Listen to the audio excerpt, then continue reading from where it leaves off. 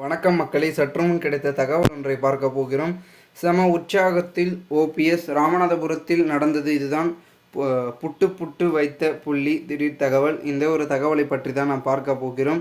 தகவலை பார்ப்பதற்கு முன்னதாக நீங்கள் நம்மளுடைய சேனலுக்கு புதிய பார்வையாளர்களாக இருந்தீர்கள் என்றால் மறக்காமல் நம்மளுடைய சேனலை சப்ஸ்கிரைப் செய்து வைத்துக் கொள்ளுங்கள் மக்களே. ராமநாதபுர தொகுதியில் பெரும்பாலான வாக்குச்சாவடிகளில் வாக்காளர்கள் இரண்டாவது வாக்குப்பெட்டியை நோக்கி சென்றார்கள். எனவே ஓபிஎஸ்க்கு அதிகமாக வாக்குகள் சென்றிருக்கக்கூடும் எனவும் பார்த்திங்கன்னா தெரிவிக்கிறார்கள் முக்கிய புள்ளிகள். அதாவது பாஜக கூட்டணி சார்பில் ராமநாதபுர லோக்சபா தொகுதியில் முன்னாள் முதல்வர் பன்னீர்செல்வம் பலாப்பழம் சின்னத்தில் சுயேட்சை வேட்பாளராக போட்டியிட்டார்.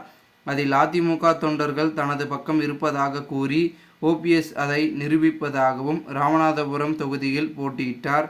மேலும் பன்னீர்செல்வம் என்ற பெயரில் 6 சுயேட்சை வேட்பாளர்கள் ராமநாதபுரத்தில் போட்டியிட்டனர்.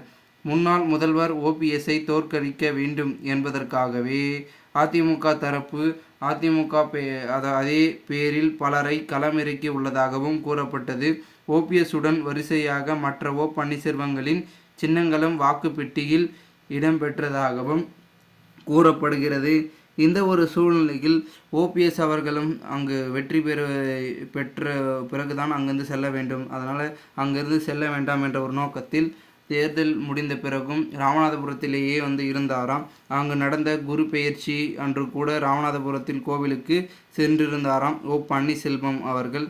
ஏனென்றால் தற்சமயம் வரைக்கும் பன்னீர்செல்வம் அவர்கள் பெரும் விதத்தில் அவர் தெய்வ பக்தியும் நம்பிக்கையுடையவர். அதனால் எங்கு சென்றாலும் அங்கு கோயிலுக்கு சென்று விடார். அதனால் ராமநாதபுரத்தில் ஓபிஎஸ் வெற்றி உறுதி செய்ய வேண்டும் என்பதற்காக அவர்களுடைய ஆதரவாளர்களும் நம்பிக்கையாக இருக்கிறார்களாம்.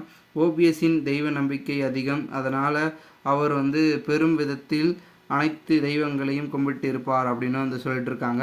மேலும் ராமநாதபுரத்தில் பொறுத்த வரைக்கும் பெரும் விதத்தில் பன்னீர்செல்வம் அவர்கள் 100% வெற்றியை உறுதி செய்ததாகவும் அவர் நம்பிக்கையுடன் இருப்பதாகவும் கூறப்படுகிறது.